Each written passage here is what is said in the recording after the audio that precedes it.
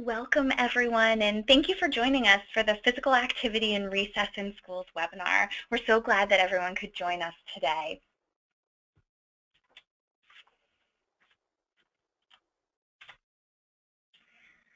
My name is Allison Lipsett-Simpson, and I'm the Education Specialist at Penn State PRO Wellness.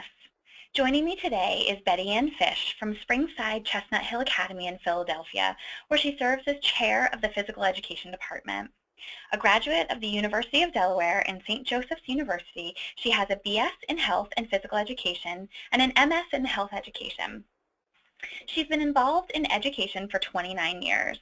Leading the way with PE and technology, Betty Ann has presented at the state, district, and national level, not only to physical educators, but also at technology and education conferences.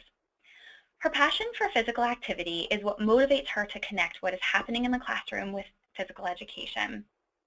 Betty Ann was an elementary PE Teacher of the Year for Pennsylvania in 2013, the Eastern District Elementary Physical Education Teacher of the Year for 2015, and Shape America National Elementary Physical Education Teacher of the Year for 2015. And so we are so excited to have Betty Ann with us today to talk a little bit about her programs and what she's doing. So this webinar would not be possible without the support of our funders.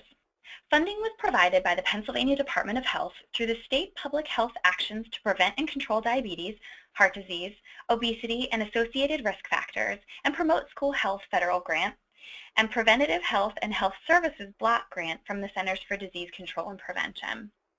We'd like to give a special thanks to our partners at the Pennsylvania Department of Health for their contributions to this webinar.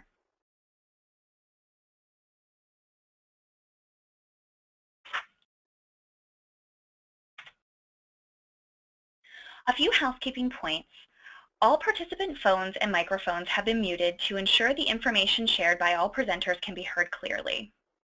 If you would like to submit a question or a comment for the question and answer session, you can enter that into the questions box, and we will reserve time at the end of the webinar to answer any submitted questions. The webinar is being recorded, and a link to the recording and handouts will be emailed following the webinar. A link to the follow-up survey will also be included in this email. To receive your certificate of completion, you will need to complete the survey, and then upon completion, you will be directed to the certificate. I do want to take a moment. It looks like perhaps the audio may be cutting in and out. If anyone's having trouble hearing me, if you could type that into the chat box, that would be great, and we can take care of that. Sometimes it may require some people externally to go out and back in to see if the audio gets better. But if you're having trouble, if you could just put that in the chat box and let us know, that would be great. Thank you. Or if now it seems to be working, if it's working fine, you can tell me that too in the chat box. I'd be happy to hear that.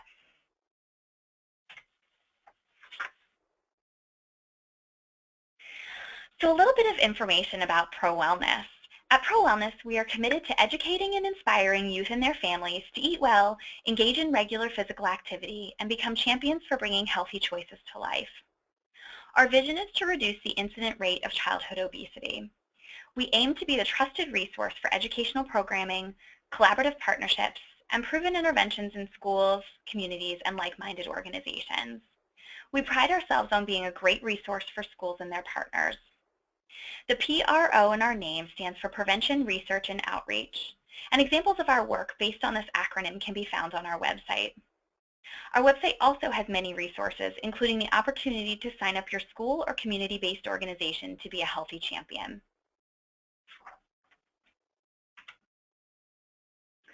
Our Healthy Champions program is available for schools in Pennsylvania. Annual registration is required to receive your welcome kit at the beginning of each school year. Registration begins each spring and is currently open, and there is no limit on how many can enroll.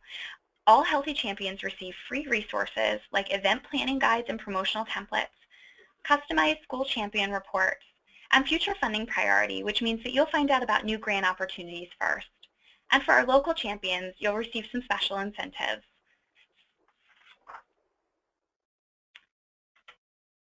As a Healthy Champion, your welcome kit will include posters and expanded resources for our 4 signature events, which are Apple Crunch in October, Walk to School Day in October, Go for the Greens in March, and Move It Outside in May. So log on to our website for more details about the program.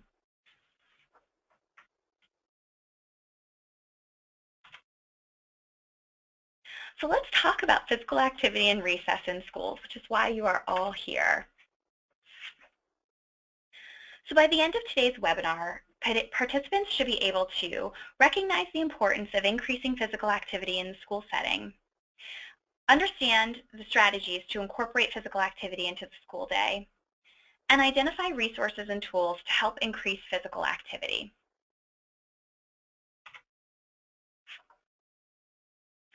So I think it's important as we start talking about this topic to start at the beginning and explore why physical activity is important for kids. In recent years, there's been a push to get schools to help kids meet their 60 minutes a day of physical activity. And why is that? Well, we know that nearly 1/3 of all children in America are overweight or obese. And instead of being active, many kids are spending a good portion of their day sitting doing sedentary activities. Children ages 8 to 18 spend nearly 7.5 hours a day using entertainment media. That's a lot of time. So according to the President's Council on Fitness, Sports, and Nutrition, only 1 in 3 children is physically active every day. Those are some pretty big numbers. This emphasizes how important it is to help kids get those 60 minutes of physical activity a day. So what do we know about physical activity in kids? Well, research shows us that physically active students tend to have better grades and better school attendance. And regular physical activity can help children focus on schoolwork and stay on task.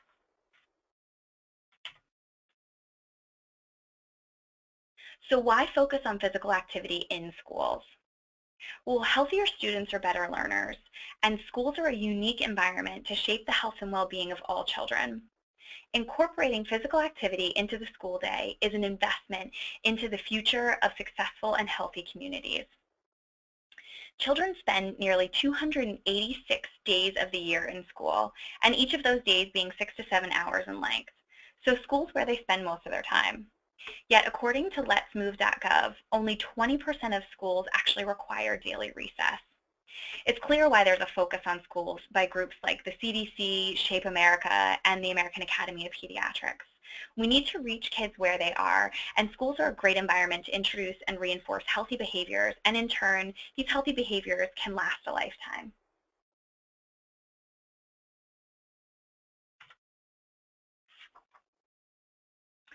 In fact, the need is so great for incorporating physical activity into the environment. The Comprehensive School Physical Activity Programs Framework was created as a collaborative effort between the Centers for Disease Control and Prevention and Shape America to help schools understand the importance of physical activity for kids and work to incorporate that into everyday life for schools. With all of the reasons why physical activity is important, one mechanism to increase daily physical activity is for schools to implement a comprehensive physical school activity program, or as we like to call it, a CSPAP.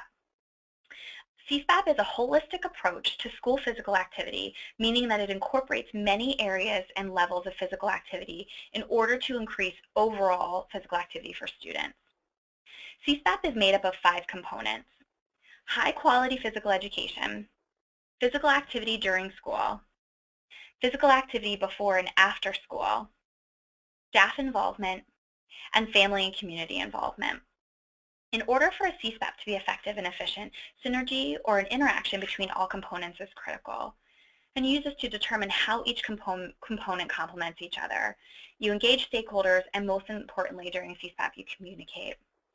These components support the goals of CSPAP, which include providing opportunities for each student to achieve 60 minutes of physical activity a day, provide opportunities for physical activity for staff and community members, and educating and motivating students to pursue lifelong physical activity.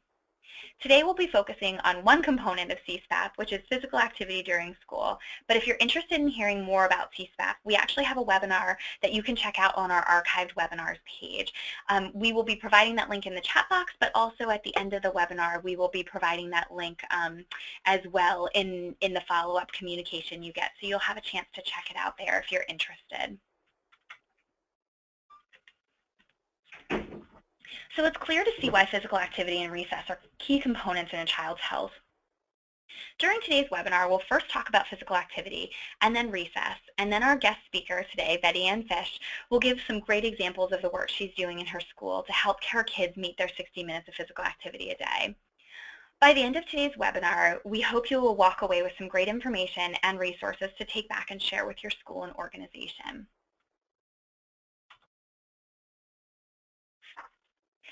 So as mentioned, the 60 minutes of physical activity every day that kids need. So what counts as physical activity exactly? So according to the National Heart, Lung, and Blood Institute, physical activity is any body movement that works your muscles and requires more energy than resting.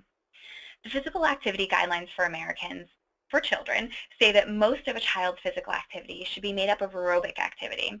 This can include both moderate intensive activity like brisk walking or vigorous intensity activity like running.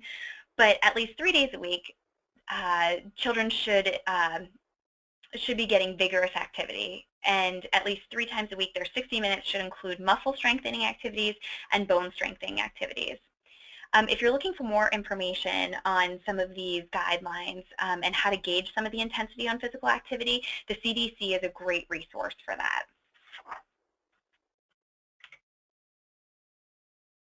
So how do we incorporate more physical activity into school? Well, physical activity breaks during the school day can be a great way to help kids reach that 60 minutes that they need.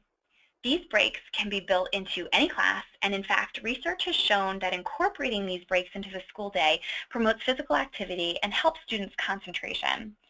Often one of the barriers we hear about from teachers or schools working to implement physical activity breaks is some pushback that these types of breaks will have a negative impact on student behavior or will be disruptive during the school day.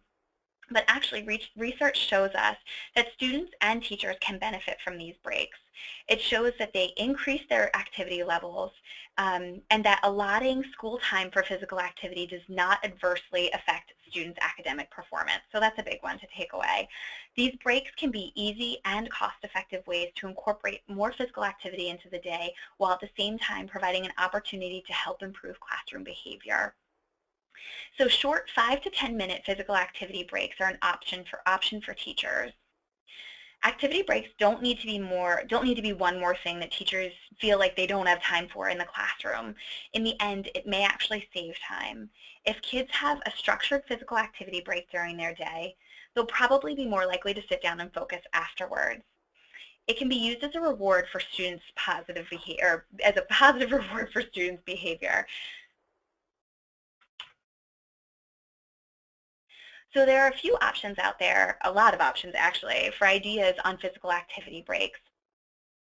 And these are a few of the websites where you can access breaks. Some of these sites you may need to register for and get an account, but the best part about all these resources is that they are free. The websites that I have listed here include Active Academics, the Alliance for a Healthier Generation, Activities During the School Day, the American Heart Association, Go Noodle, and Jam School Program. Now, links to all of these resources will be available on our archived webinars webpage after the webinar. So when you get that email after the webinar, you will have access to all of these. There are different types of activities for different age levels. And so, for example, Go Noodle has great activity breaks for elementary age students. And on the next, in a couple of slides, I'm going to show you an example of an activity that can be used for older students. So this is the physical activities page from the Alliance for a Healthier Generation website. So the Alliance is one that you do need to sign in to, but again, it's free to use, and it's a great site. We use it a lot here at Pro Wellness. And if you see the red arrows, it shows you 2 places that you can go to get great resources on activities during the school day. So the one at the top you may not see as well, that says resources, and then the one on the bottom of this page is view all resources related to activities during the school day.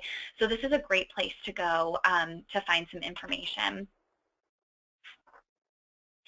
This one is the American Heart Association resource for physical activity breaks, and while this is just a screenshot of the beginning of this document, it's actually a PDF document that has 20 pages of ideas for physical activity breaks, so this is a great resource. And this one is the JAM School Program site. And again, there's lots of great resources on this site. So this is part of their homepage, and you can go on there and check out some of the really awesome things around physical activity breaks. So this is an actual activity that, that you could use in a classroom, and it demonstrates the ability to connect classroom content to physical activity. So not all physical activity breaks have to be just getting up and stretching or marching in place, that kind of thing. You can actually relate your physical activity break directly to the content that you're working on in your classroom. So this particular activity is called the moving molecule. And so in this activity, you would announce to the students that they are molecules and that molecules always move. They can move any way they want, however, they can't touch one another. So in this, you would designate an area of your room, and you would begin with a large area clearly marked by cones or paper that you set up, and that you would have students move around for about 1 minute and stop and look around the space around them. Then you would decrease the area and have the students move again.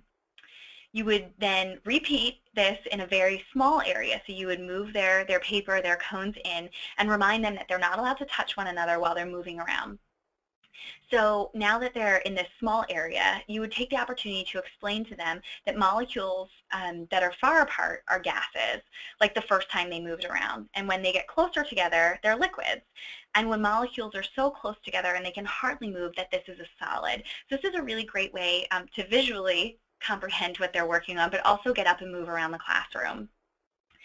So activities like this are particularly great for older level students, and it still engages them in the content that they're working on or the lesson that you're working on in the classroom. We used a resource called activeacademics.org to create this activity. And this resource is really fantastic because you can go in and you can select the grade level and topic area to choose an activity that will best suit your class and lesson. And these websites are really great at creating these activity breaks pretty easy. So it's a fun one. Again, I don't have you all in one space, otherwise I would have everyone get up and do this activity.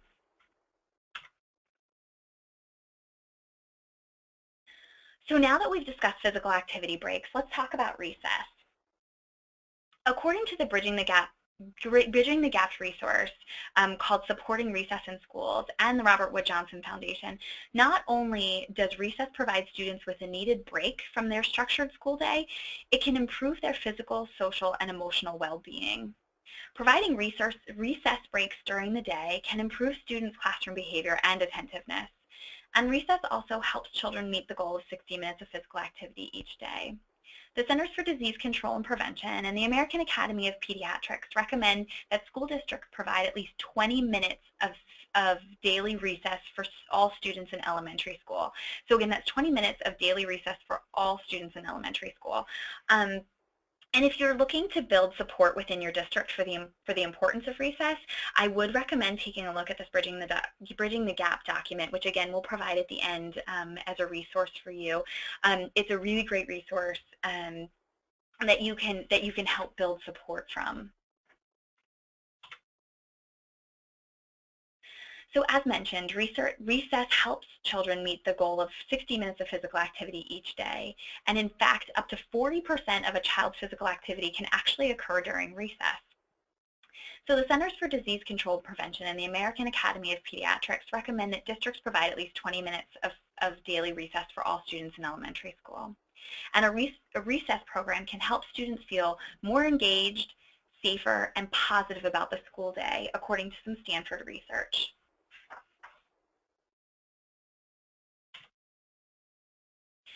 So talking about some of the benefits that students get out of recess, it includes peer-to-peer relationship building, improved cognitive performance, they learn conflict resolution skills, they have improved attitudes, like I mentioned on the last slide, we see improved grades, and they feel better if they have recess.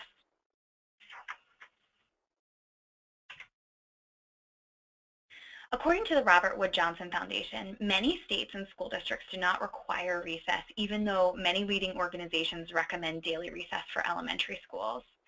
So as with other important wellness topics for schools, recess is another topic that should be covered in a school's wellness policy. Your school's wellness council can review your wellness policy, and if there's no language surrounding recess, you can work to align your policy with the national recommendations for recess. And I would definitely recommend including include daily recess in addition to physical education, so it should not replace physical education. Also, I'd like to mention here that if you need to gain support from your stakeholders or your administration for why physical activity is important in school, we'll have more resources again at the end for you to take back and use to gain that support.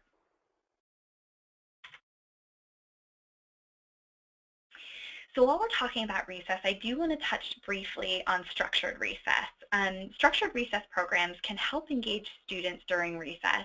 And according to the American Academy of Pediatrics, structured recess is based on structured play where games and activities are taught by trained adults or led by trained adults. Structured recess can provide game instruction and encouragement for total class participation.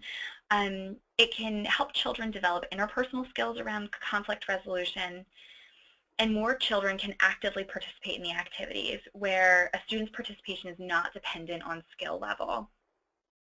There are some challenges with this type of recess, and it should not replace physical education instruction. Some worry that because it is structured, recess loses that unstructured play idea, which is so important. But in addition, it does require that an adult be trained to run the program. So while these can be challenges, there are some great benefits as well, which we mentioned. This type of recess can also help engage students and help them reach their 60 minutes of physical activity a day. And this type of program does not have to be an all or nothing program. So students can incorporate some aspects of a structured recess while not completely revamping their unstructured recess play.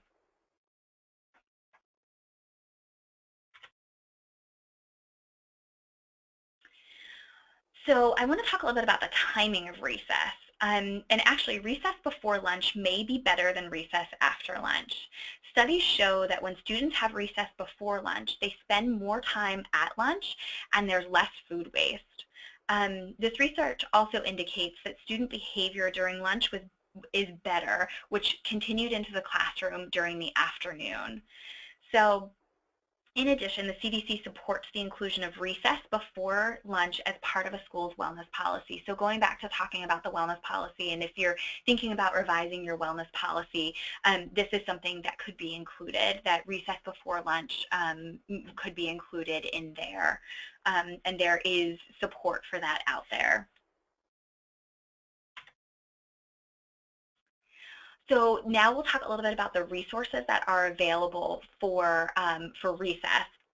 And again, the Bridging the Gap document that I mentioned, and it's a brief that has some really great information in it. There's also this Get 60 Minutes infographic. It's a really neat interactive infographic to check out. Playworks is another great site or a resource. They have a checklist for a great recess in addition to other great resources on their website. And Pro Wellness also has a recess infographic that we will share with you after the webinar that gives some great, easy to understand tips about recess. So this is just a screenshot of the supporting recess in elementary schools brief. This is the Bridging the Gap brief. And again, we will give you access to that after the webinar. And this one is the Playworks website. And so this is the checklist and elements of a great resource. So another great website to check out to find out some great resources or some great things for recess. And again, all of these resources will be accessible following the webinar. They'll be on our archived webinars page, which you're going to get an email that will take you directly there. So now that we've talked about some of this, I would like to turn the presentation over to our guest speaker, Betty Ann Fish, to share some of the great things she's doing at Springside Chestnut Hill Academy in Philadelphia.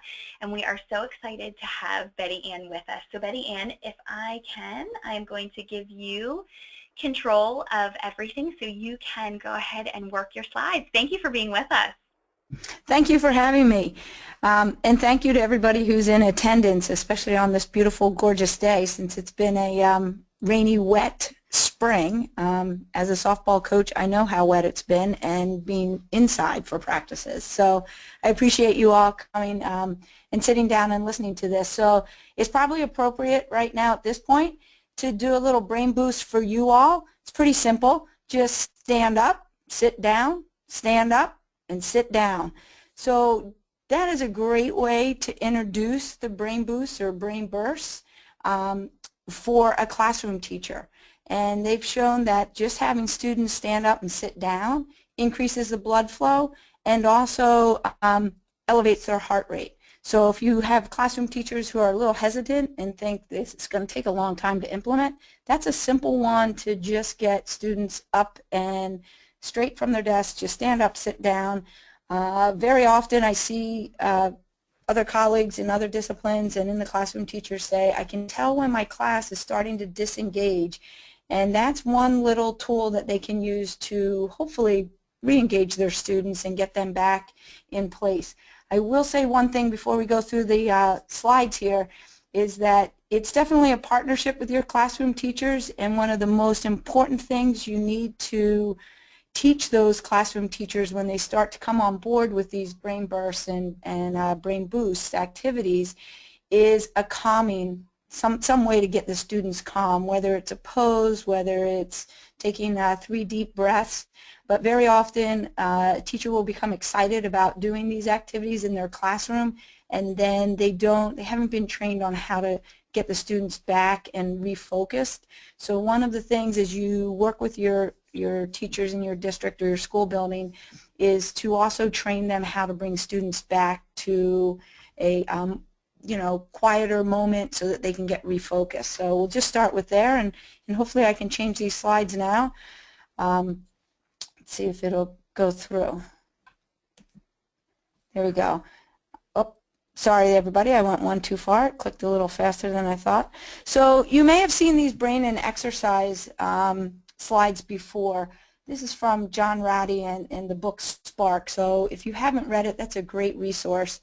And as a matter of fact, one of my colleagues in upper school science today said, I'm going to read this book over the summer by John Ratty. And I thought, hey, we're finally making a break here. We're getting into other disciplines, and they're catching on that getting students physically active during the day will help them in their discipline. So these are just 2 slides I like to share when I'm presenting or working with colleagues, is that here's the brain after sitting quietly, and this is after a 20-minute walk. Now I know it's a 20-minute walk, and we don't, classroom teachers will say, I don't have time for that, but even just a little up down will give you some of those benefits. So it's just a good resource if you need a resource to show people and get them on board. So I'll talk a little bit about my recess program. I started a recess program 2 years ago, and I use something called a student lap tracker. I was introduced to it, and I thought, okay, I'm going to try to get this implemented at my school. And what it is they send me ID cards with a bar scan and a scanner that then out at recess, one of the teachers that's out at recess scans a card every time a student takes a lap. It started out as a slow process, but it's become very popular, especially this year. But the reason I like it so much is it's an opportunity for students to have another activity to choose when they're at recess. Sometimes they don't want to enter the game. They're tired of being on the swings. They need a break from some of their other friends. So they can just pick up their card, start walking by themselves, and a group will join them. But they always have another option that's not competitive, and an option to keep them moving and that they can do independently or just in a pair. So students love to walk with the students from other sections, other grades, and they especially love to walk with the faculty. And those days that the faculty are out there that are walkers, the students come in and go right to lunch, and they're so excited because they got to walk with Miss Fish, or they got to walk with Mr. Mack. And it's just a great way to engage with the students, not in the classroom. And it builds excitement, and it's all voluntary. So some days I have a lot of walkers, other days I might only have 2 or 3 walkers, and that's fine. It reinforces, especially for me, what I'm teaching in physical education, that it's not just within the 4 walls of my gym, but that it can happen anywhere. And this year we partnered with, and we're part of the Billion Mile Race. And if you're not familiar with that, that's through New Balance.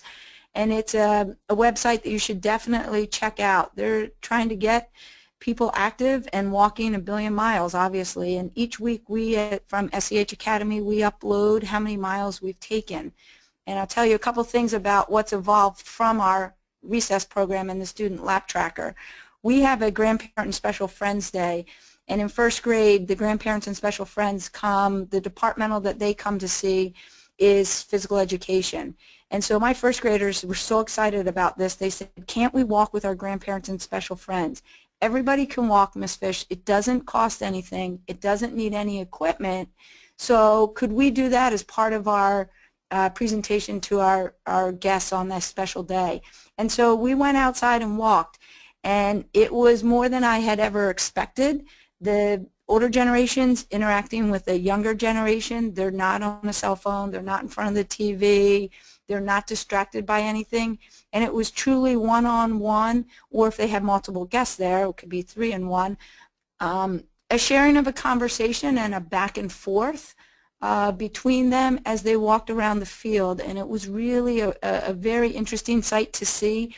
And everybody, as they came around for their final part of the lap, was engaged, was smiling, was laughing, was sharing, and it was a different type of interaction than I normally see when we have guests at the school. So what started out as something for our recess program, the students have started to take ownership of and come up with ideas that we can incorporate there. So this is the Student Lap Tracker program. It just gives you the link to the website. I was at a conference over the weekend, and I found another program called the Easy Scan, and that's through Fitness Finders. So there are options out there. You could certainly go an old-fashioned way and collect popsicle sticks. I was able to write a grant to get this program implemented at my school. We'll talk a little bit about grants later, but it's even though it costs for this program, there are plenty of ways to make this work at your school and not involve a cost. But this was the program that I received a grant for, so this is why I'm using the Student Lap Tracker. Here's what the 1,000,000,000 race, if you're not familiar with what the website looks like, I just wanted to share that with you. When I took this screenshot, they had 5,008 schools involved, and that's the total. It keeps changing constantly when you go back to that website, so that every time people are updating miles, that running total will change for them. This is part of what our challenge was. We have 170 walkers. I don't call them racers here at school. Our goal at the start of the school year was 500 miles. You can see that we had surpassed that when I took this picture. And the really interesting and what I find the neatest part of this program is that my pre-K students are the biggest walkers. They're out at recess, they love interacting with other grades, but they are the ones that are consistently doing the most walking and recognizing it, and they really keep me honest, because if I forget to bring the box out with all the cards and the scanner, they're like, hey, Miss Fish, where are those? Why didn't you bring the box out? Where did you leave the box? So they really are on top of it, and they always want to know. I go into assembly each week on Wednesday morning to give the update, and they're very anxious to find out if they're still in the lead as the walkers. And my pre-K group, there's not a lot of walkers. The other grades have more students, but they are consistently the ones that are doing the most. And that's a wonderful thing, that habit is starting at the youngest age here. And part of Shape America's 50 million strong in 2029, these are those students. So I'm hoping that the things that they're learning in physical education and during recess here will carry on. I often say at back to school night when the parents are asking about my program, I say to them, don't ask me in May or June how my student, how my daughter, how my son did at the end of the year, because for me, I won't know until they're 30. If they're still physically active, then we were successful when I saw them in pre-K and elementary school. So the fact that they're starting those habits at this point and our biggest walkers is really an exciting thing to see. So here's going to be a picture. They were excited to share that we had, our goal was 500. To date, we had the 665 miles. They want to be the ones, we went into assembly one morning and held up these cards. But what it also does for my youngest students is it helps to reinforce numbers and recognize numbers. I'm going to share with you a photo here of, this was our Grandparents Special Friends Day. So you can see they were interacting with their grandparents, they picked their card up, and then off they were on the field. And they just take one lap around the field. They can do one lap. Sometimes students are eager to do more than one lap. They'll say, hey, I took 6 laps today before we had to come in to have lunch. We were lucky on this particular day. We were outside. One year we had to do it inside, and we walked the halls with our grandparents. We always make it work. We try to be flexible. And this is just what the cards look like. They kind of look like their ID lunch cards. This was a class going back inside. So part of my walking program is not only is it at recess, but I do a walking Wednesday where I come in early, and students are at my school. They might be here for early birds, which starts at 7:30. And so for about 15 minutes, I'll go into early birds, and anybody that wants to walk, we take a walking Wednesday, and I might have a small group of 3 or 4, I might have a bigger group, and we either walk inside or outside, and we just chat and talk. It's a great way for me to interact with the students at a different level, and I learn a lot about them, but they're the ones that like the walking program. We also run, we talked about physical activity after schools being part of that comprehensive, the CSCAP program, and we have a Girls on the Run program. And they were busy for maybe 2 weeks. They had been in the program, and they came up to me and said, you know, we have this idea, Ms. Fish. Do you think we could count our laps during Girls on the Run, still part of the school day, and put it towards our laps that we're our miles that we're accumulating as a school? And I thought, that's fantastic. That's exactly what we want in our students. We want them to be problem solvers and think more globally and not just isolated, that this activity only happens during their recess time or during this time of the day. So it turned into a great situation, and it was initiated by the girls in that program. We have an eco club here at school, and they were having a carnival to teach everybody in lower school about different ways to save energy and be more eco-friendly. And pre-K walked out on the field, which is where the carnival was held, and the first thing they asked was, can we take the lap first? And I thought that was great because they're associating with being outside and being active, and it's also part of being part of an eco-friendly program. So first grade, this is the most recent, first grade studies Kenya, and in science they were learning about elephants, and they found out that elephants walk, or are recommended to walk 20 miles a day. And they found out about an elephant that was injured and needed to be put on, taken to a special place where she could rehab. And they'd said, hey, could we increase awareness about elephants, because not all elephants are in a space, they're in captivity and they can't walk around. Could we challenge the entire lower school to count our miles on one day and see if we can walk as far as an elephant does in one day? So they wanted to walk 20 miles as an entire lower school. And if you walked at recess, they gave you, they made elephant ears with elephant facts on them, and then they walked with anybody that wanted to walk with them out at recess. I'm proud to report that we walked as a lower school, we walked 150 miles that day, 45 during recess, and lower school first graders wore pedometers the whole day because it was part of their initiative, and we counted all their steps that they took in one day, and by the end we totaled 150 miles, which was pretty impressive. And so for assembly this morning we had 7.5 elephants that we walked as far as, so we demonstrated that. And going back to pedometers, pedometers is a great way to increase students' awareness of moving and walking. If you don't already wear a pedometer, and let your students know that you're wearing the pedometer, it's a fantastic tool to get them more motivated. So my students know that I have a pedometer every day, and they will ask me whenever they see me in the hall, what's my number? And what's happened is they start figuring out if I had a lot of meetings in the morning because my number's lower than normal. They'll figure out how many more I need to go till I get to 10,000. And it's definitely in their minds that you have to be walking. So we have those conversations, and they'll say, oh, you're at 12,000 already. And then we have the conversation, can I just stop for the day and sit down, or do I need to continue moving? And they're very much, yes, you need to continue moving, get up, you can't finish for the day, you can't, and they think of it like you can't bank them for the next day and be less active. So it's a great tool to get them up and moving and thinking about being physically active. So back to the grants. We teach our students to take a risk. So I'm not a grant writer, and I thought, well, I'm going to give it a try. So I did write a grant for a proposal to get that student lap tracker kit. And I started small. It was a local grant. I didn't ask for a lot of money.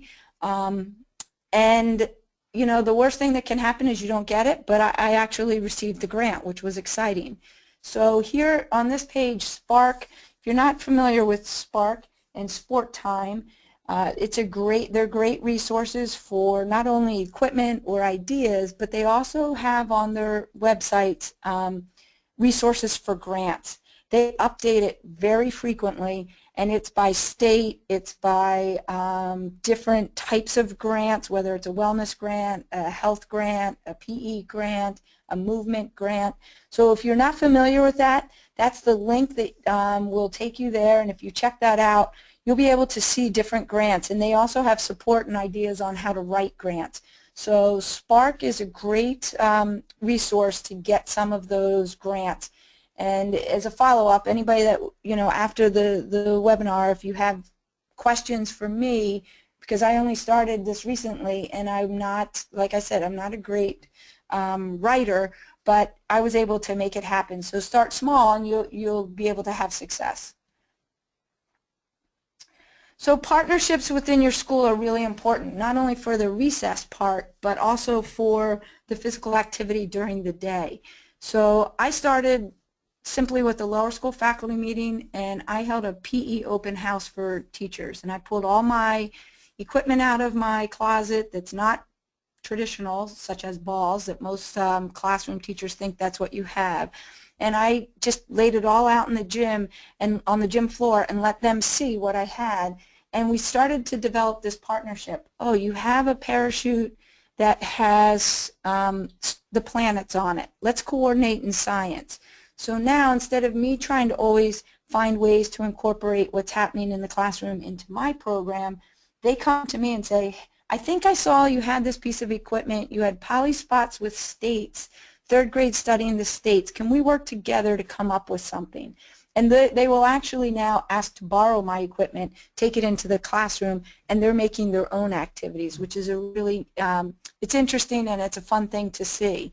So brain breaks and brain boosts or brain bursts, all kinds of names out there. Here's a little book called Energizing Brain Breaks. So what I did was our school took the initiative to purchase one of these books for they're little spiral bound, look like a little spiral bound set of index cards, and every classroom teacher, every teacher has one on her or his desk, and when they need that to find something to do, they can just turn in there. They're just little simple things, whether it's with your hands or standing up, sitting down.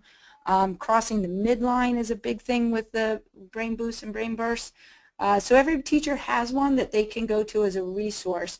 And what I try to do, if I'm not coaching and I'm able to get to the faculty meeting, is I lead a brain burst at the beginning of the faculty meeting to just demonstrate an activity so that they can then take it back into the classroom. So those are kind of like the homeroom manuals. Go Noodle was talked about earlier, and I've got a first grade teacher that is a real fan of it. She'll put the Go Noodle video on, they'll do the activity, and then she's like, it's amazing how quickly I can get them back settled and we can go and do the work that we need to work on. Short Tabata workouts is another way. I make some of these and then I just share them in we're a Google Apps for Education school, so I put them in Google Drive, and then classroom teachers are able to access them if they need a short, quick little workout. I try to design all the things that my workouts so that they don't need space in the classroom. It's not something where you have to move the desks around. So they can do it in their little bit of space, and then they can do a little workout, calm them down, and get them right back into doing their class activities. So for me, it's a real partnership with the classroom teachers. If you can get that partnership working, then it only benefits your students, and what I want is what's best for students and for the kids. So any way that I can improve their ability to learn and be engaged and want to learn, then I'll try to work with the classroom teachers to make that happen. I was able to, I do a lot of talking about this. I had an 8th grade teacher who now, her students walk around the school sharing the information that the students are studying. She's made up scavenger hunts out on the field for them so that those kinesthetic learners and those students who can't sit at the desk for that whole time, they're out and their retention is that much greater. And Allison talked about that a little bit earlier. So the peer-to-peer relationship building happens when you're working with students in different ways. So those are some of the ways that I've tried to do it within my school. I always want students to, this is a bulletin board I make at the beginning of the school year, because I think often students think that physical activity only happens during physical education or at recess. So this is a bulletin board I put up, and it's how I exercised over the summer, and students draw a picture of themselves doing something physically active over the summer. And then they start to, this is when we first come back, it's the first week of school, and students start getting ideas from other students about how they can be physically active. And it can happen at home. It can happen somewhere else. It doesn't have to happen with Miss Fish in PE class. Another way to encourage that, part of that CSFAP was also the family community engagement. So what I've done is we do a Heart Adventure Challenge course at school, and we are actually the blood going through the heart course. And going through the different chambers and the different, we call them rooms for the younger students. And then my students love to be the heart expert, and we invite our parents and our families to come back and take a tour through the heart, led by the 4-year-old, the 5-year-old, the 8-year-old student, and they share all the things that they've learned. But it's a great way to have the parents be physically active because they're on the scooters and walking through the heart course, and it showcases what their students are knowing, and it also opens up for parents to see what's happening in the PE program, because maybe their experience when they were younger wasn't quite as positive. And we're in with the billion-mile race. It really has engaged my lower schools to my elementary students. They always want to know, what's our latest total? What's happening? What's our number, Ms. Fish? And the aside that I didn't plan on was everybody's learning goal setting. So we set a goal. We've broken our goal numerous times, and we set a new goal each week. And students are learning how to set a realistic goal without a lot of explanation from me. So they'll say, I think 25 miles sounds like a good amount for this week. So their goal last week was 25 miles, and we actually, I didn't count in our Steps for Shirley walk, but we had walked 43 miles. So they're seeing that goals can be attained, they are achievable, and then they can reset a goal. So for me, that's been a great win, was tying in the recess, the laps, and then being part of a bigger, we're part of something bigger because we're part of the billion-mile race, and the students are very engaged with that. So that's where, those are some of my ideas on how I've done it. There's great ways to partnership with your classroom teachers and engage them with the math and the spelling. So I just learned another activity the other day. If you had a partner and you played simple patty cake, think of patty cake, but you're spelling your spelling words. So they're clapping and they're crossing the midline, touching their partner's hand, and spelling whatever the spelling list is. So now instead of just sitting there and saying it to themselves, they're with a partner, they're reinforcing that, they're crossing the midline, which is great for students, and they're having fun while they're doing it. So I'll wrap it up on that so we have time for questions, and I guess, Allison, you'll take back over. I will. Thank you so much, Betty Ann. So you can see Betty Ann's contact information here, and that will also be on the slide deck that everyone will receive after the webinar. But these are ways you can stay in touch with her. And so with that, we have time for some questions. So if you have some questions, you can go ahead and use the chat box and enter them there, and we are happy, both Betty Ann and I, to answer the questions that you have. And so while people get their questions together, Betty Ann, I wanted to ask you, because I think this will probably be one that people will be interested in hearing. When you started with your lap tracker, obviously it was something that the students didn't know before. So how did you go about promoting that and engaging them in this extra activity that they were going to do? Because it's not something that everybody probably jumped on board right away. But how did you go about promoting that?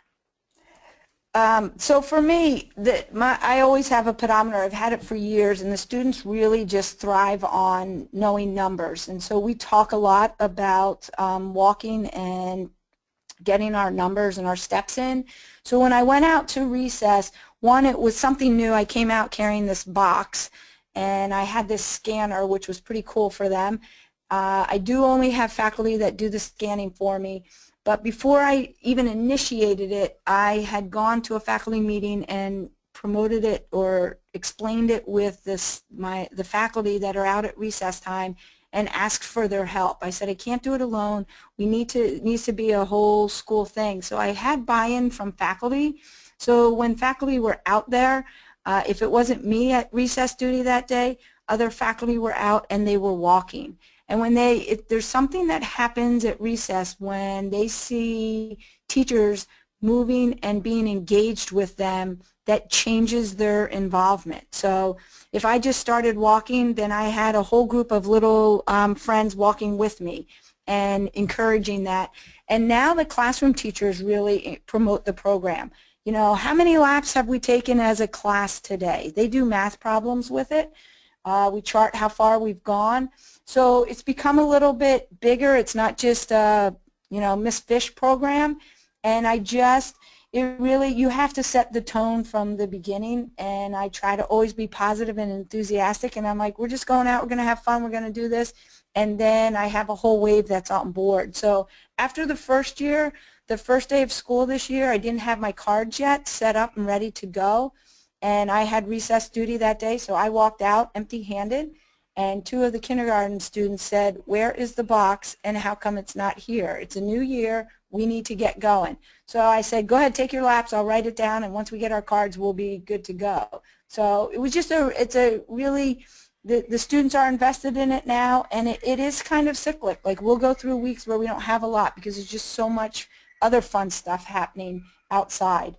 And I'm not sure if you're getting background noise from me, but this is a great example. Right across from my office are my squash courts, and there's all kinds of lessons going on right now that I hadn't planned on. So just another piece of physical activity after school. So I hope it's not too noisy in the background.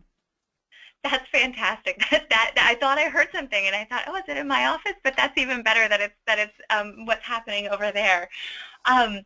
Thank you for that. And we did get a question about the Spark grant site. So Betty Ann, you might be able to answer this. Does the Spark grant site help you locate potential local grants?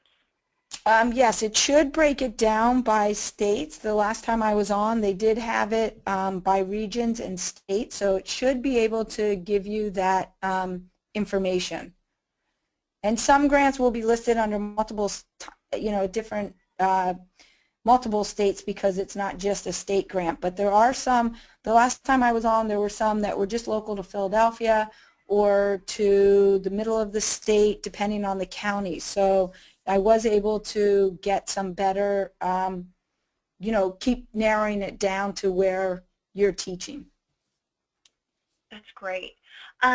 Another question is about engaging administration to gain support. And obviously I had talked a little bit about some of the resources that we are going to be providing and that we provided on the website, or that we'll provide on the website after the webinar, about resources that are available with some great tips and facts and information like that. Betty Ann, was it something with gaining the support of your administration, was it something that with these things that they were already on board with, or did you have to do maybe a little bit more to get them to sort of get on board? I have a great relationship with the different, where I teach, I have different division heads, and because we are a pre-K through 12 school, so I actually get to see all the students. I have a good relationship with them, and at the time, those division heads were all valued physical activity for themselves and also had their own children that were physically active, which really was key for me because they saw the benefits that their students, their children received when they were playing on the field hockey team or they were playing ice hockey and what it did for their child.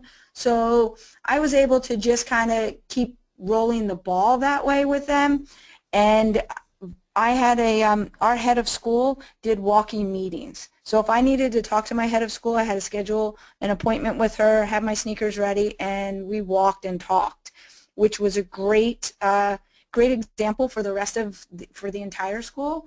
And so I was able to get most of, all the administrators, actually, I shouldn't say most, all the administrators right on board because they understand the value of their students being physically active. So for me, it wasn't as challenging as I've heard stories from others where it is a little more challenging. And the book Spark by John Ratty is a great place to start for those administrators that don't realize or understand the benefits of physical activity and what it does to the brain and the body and student learning. So that's a great resource just to start with, to have your administration read. As a matter of fact, I was away at a conference 2 years ago, and my head of school said, shot me an email and said, BA, would you like to be in a book club and read the book Spark by John Ratty? And I said, I'd love to be in the book club. I've already read it, so just tell me when we're meeting. So it was initiated from the administration, which was a reverse situation for most people. That's fantastic. And I love that you had already read it. Yeah. We did get another question that says, I work with students with mixed mobility in the same class. Any tips on activity where they all feel equally engaged?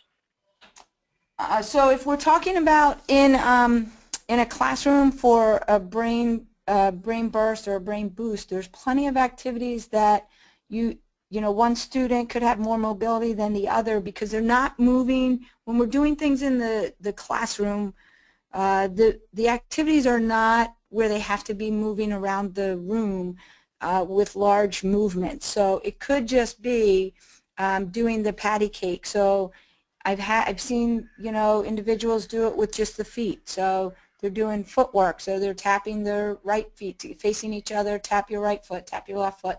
So you're thinking and cross. Again, cross the midline's a big one, and when you start saying crossing the midline with those individuals at school who are your reading specialists or understand reading, they really quickly get on board because they know that's part of the skill students need for reading.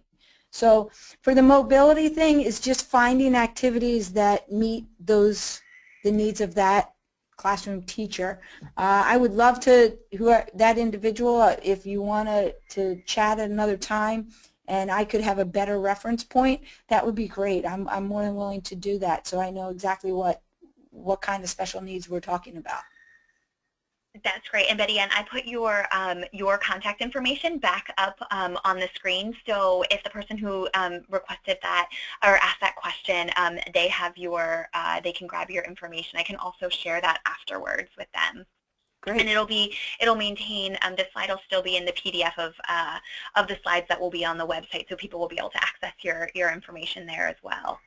Perfect. And I will say, now that it's up, Twitter and Voxer, if you're not on Twitter or Voxer, those are both great places to turn to get some of your questions answered. I'll speak from the physical education perspective, but on both of those social media, the physical education world is really quick to share ideas, and if you put a question out there, people will respond and give you great ideas. I don't have all the answers, and I very often I turn to these places, but it's just you can get a wealth of information from both of those pieces of social media. Wonderful. Well, we are actually at time, and so it looks like there are no more questions in the been for us to answer, but I just really wanted to take a moment. I put up some contact information for the Pro Wellness Center to stay connected to us as well. And if there are any questions afterwards, obviously Betty Ann is welcome to, or is open to questions from anybody. And also you can always send questions to the Pro Wellness Center, and we are absolutely willing to answer them. And we hope that you stay in touch. And Betty Ann, I really want to thank you for being with us today. It was so wonderful to have you, and you have some really great things going on in your school. So thank you. And thank you Thanks to for having me. Yes, it's been wonderful, and thank you to everybody who attended. Again, you'll receive an email following the webinar within the next few days that will have the archived version of the webinar that you can access, as well as a PDF of the slides and all of the resources that Betty Ann and I provided today. We will have those on the website. So hopefully you will have a chance to check that out. Again, there will be a survey in the email as well, and if you wanted a certificate of completion, you just have to fill out the survey and you'll be directed to a site where you can download that certificate. So thank you again to everybody, and thank you, Betty Ann. Have a wonderful afternoon.